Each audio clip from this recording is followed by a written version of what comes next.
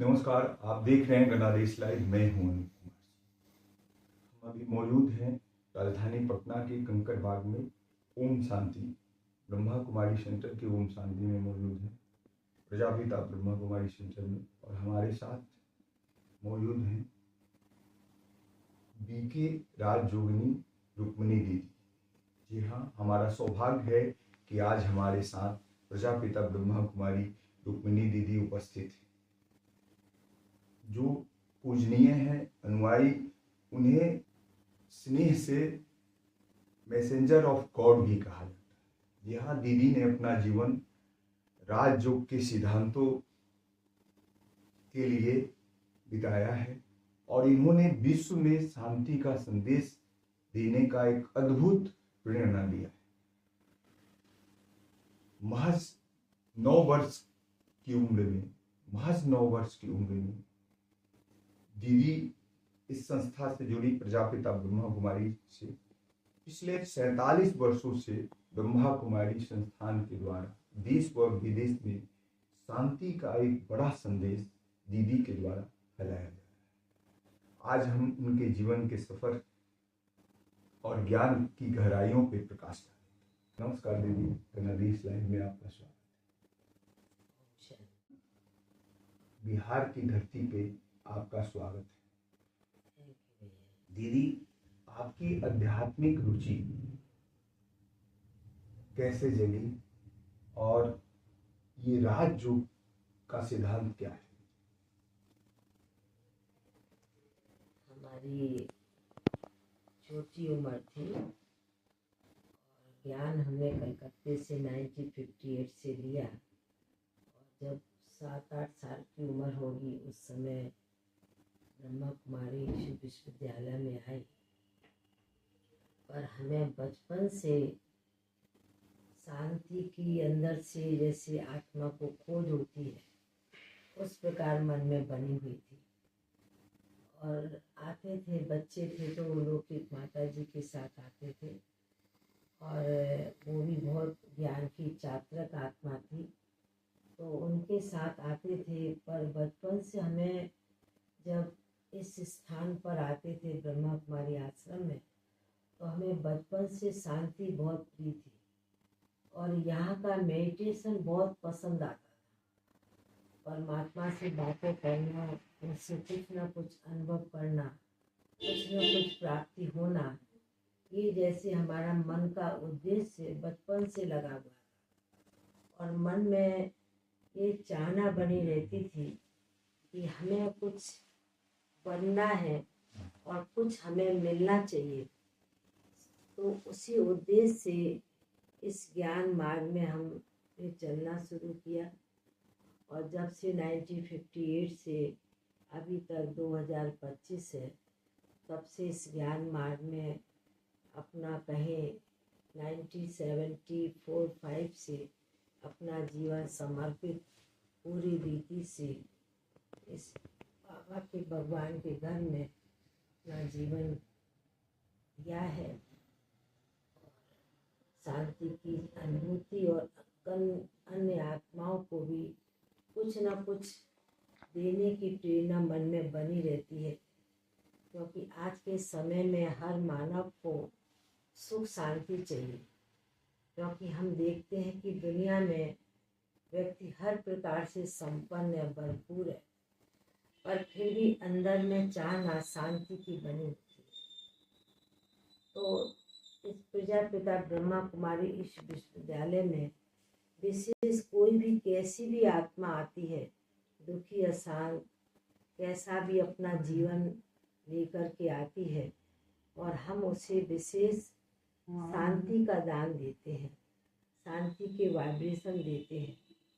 और शुरू से बचपन से ही भावना रही कि हमें कुछ अनुभव करना है और औरों को भी शांति प्रदान करनी है, शांति का दान देना है। और जब मन में शांति आ जाती है तो ऑटोमेटिकली सुख आनंद तो अपने आप ही आने लगता है। आपकी प्रेरणा स्रोत कौन है और बिहार के लिए क्या संदेश है? देखो, इस ब्रह्मा कुमारी इस विश्वविद्यालय में कोई भी साकार माध्यम नहीं है, पर यदि साकार माध्यम बना तो परम पिता परमात्मा ने ब्रह्मा तन का आधार दिया, वो माध्यम बनाया। और उस माध्यम के साथ साथ हमारी जो अन्य दादियाँ थी, जो 1936-37 में जो 300 350 हमारी दादियाँ थी, भाई बहनें थी, वो हमारे मार्गदर्शन और हमारे जीवन को आगे प्रेरणा देने के निमित्त थी। तो हम लोग उन्हीं के मार्गदर्शन पर चलते हैं और उन्हीं जो हमारे को बड़ों ने सिखाया है, जो अच्छी राय दी है, अच्छी श्रीमत दी है, उसी अनुसार चल रहे हैं। और हम सभी का अभी यही मन में उद्देश्य लक्ष्य रहता है कि हम सभी को, क्योंकि आजकल हम देखते चारों तरफ, चाहे देश हो चाहे विदेश हो, हर जगह दुख अशांति की लहर फैली हुई है। और परमात्मा भी अपना कार्य 90 साल लग गया और अभी तक वही कार्य हम बहनों के माध्यम, हमारी दादियों के माध्यम से एक शांति का प्रचार, शांति का दान देने का कर रहे हैं। तो विशेष हम तो यही कहेंगे, चाहे सारे विश्व की आत्माएं हैं, चाहे झारखंड हो चाहे बिहार हो, हर एक जो हम सभी कहते हैं कि जैसे बहुत सिंपल भाषा में हम बचपन में सुनते थे कि हिंदू चीनी भाई भाई है, ऐसे सिर्फ कहने तक बातें होती थी, बचपन में सुनते थे। पर अभी प्रैक्टिकल में जो हमारा ये आध्यात्मिक ज्ञान है, ये आध्यात्मिक ज्ञान ही हम सभी को भाईचारा और एक परिवार के रीति से, एक परिवार के सूत्र में बांधता है, जिसको कहें हम एकता, सद्भावना, अपने सद्विचार, अच्छे विचारों के द्वारा ही जो आज विश्व में अनेक प्रकार की अशांति फैली हुई है, उस शांति का दान हम अपने अच्छे श्रेष्ठ संकल्पों से, अच्छे विचारों से, शुद्ध विचारों से ही हम अपना भी स्वयं का जीवन बनाते हैं। और अन्य जो आत्माएं हैं, और चाहे देश हो चाहे विदेश हो, विशेष बिहार के लिए भी कहें कि यहाँ भी जिस प्रकार अभी थोड़ा कुछ ऊपर नीचे होता रहता है, पर आज का मानव वो एकता, एक जो आपसी जो प्यार भावना हो, वो भूल गया है।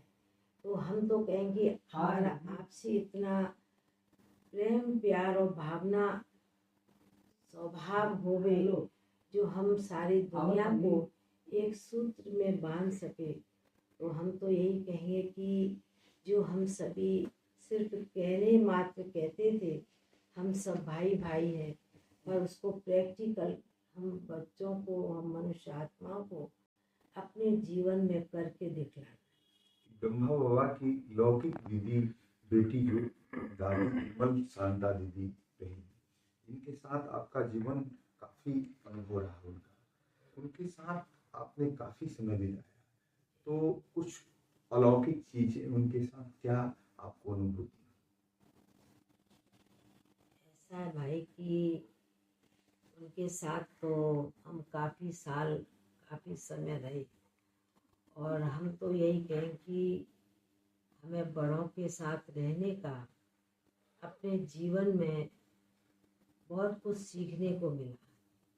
और मेरा तो जीवन ऐसा रहा कि पाँव से लेकर सिर की चोटी तक जो हम लोगों को प्रैक्टिकल में दादी ने सिखाया, कि क्योंकि हमारा ये आध्यात्मिक ज्ञान ऐसा है कि हम सिर्फ दुनिया में मनुष्य आत्माएं देवी देवताओं को पूजते हैं, उनका गायन करते हैं, पर इस ज्ञान मार्ग में हम लोग को बड़ों ने, जैसे मैंने कहा कि पाँव से लेके चोटी तक, कि हमारे प्रैक्टिकल कर्म कैसे होने चाहिए, हमारे विचार कैसे होने चाहिए, हमारी चलन कैसे होनी चाहिए, हमारा व्यवहार कैसे होना चाहिए, वो हमने दादी के साथ रहकर जो हमको उन्होंने सिखाया अपने जीवन में, चाहे बोल के द्वारा, चाहे कर्म के द्वारा, चाहे चलन के द्वारा, वो बातें हमने प्रैक्टिकल में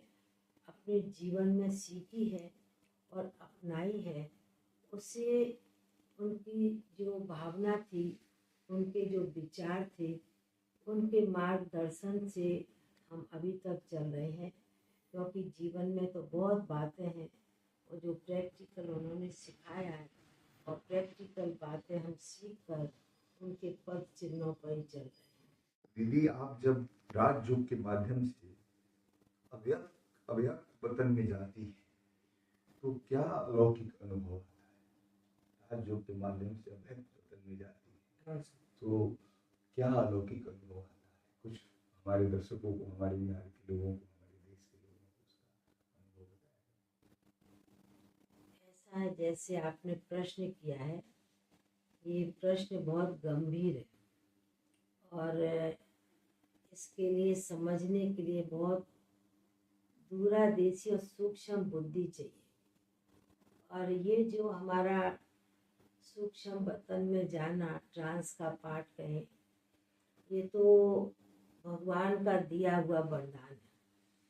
और ये वरदान हमको साकार ब्रह्मा बाबा, शिव बाबा तो है ही, पर थ्रू ब्रह्मा बाबा के हमको 1967 में वरदान दिया। क्योंकि हम छोटेपन से जो मेडिटेशन किया और हमको मेडिटेशन करना बहुत पसंद आता था, तो उस समय बाल्यकाल में ही हमें कई अनुभव होते थे। जब हम मेडिटेशन करते थे, योग करते थे, तो उस समय भी कई बार हमें स्वर्ग का सीन नज़र में आता था। कभी विष्णु को, कभी लक्ष्मी नारायण को अपने जागते हुए दिव्य नेत्रों के द्वारा हम अनुभव करते थे, देखते थे।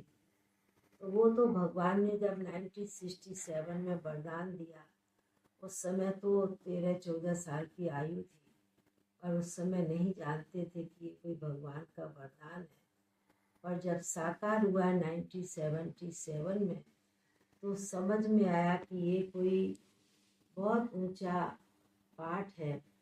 और ये भी भगवान ने जब दिया, उसके बाद में भी बाबा ने हमें कई प्रकार के अनुभव कराए, कई प्रकार की अनुभूति कराई, कई प्रकार के साक्षात्कार कराए। और हम अभी उन्हीं संबंध कहें, उसी रूपों में, उसी संकल्प के साथ जब हम ट्रांस में भी जाते हैं, तो जैसे भले दुनिया में बैठे हैं, और दुनिया में बैठे दुनिया की आवाज़ की दुनिया से जब हम मेडिटेशन के द्वारा हम जैसे कि इस साकार दुनिया से अव्यक्त की दुनिया में चले जाते हैं, जहाँ कोई नीचे का शोरगुल आवाज़ नहीं होती है। अव्यक्ति भाषा, जिसको मैं एक सही दृष्टि से आप सभी के सामने रखती हूँ। ये ट्रांस का पार्ट ऐसा है कि जैसे हम रात को नींद करते हैं, तो नींद में सो जाते हैं, तो हमें शारीरिक भान भूल जाता है। और वो कभी सपना देखते हैं, पर वो सपना कभी कभी जब हम सवेरे जागते तो सपना भूल जाता है। पर ये तो हम बैठे हैं, जागते जोत हैं और गीत सुनते हैं बाबा के, और सुनते सुनते चले जाते हैं।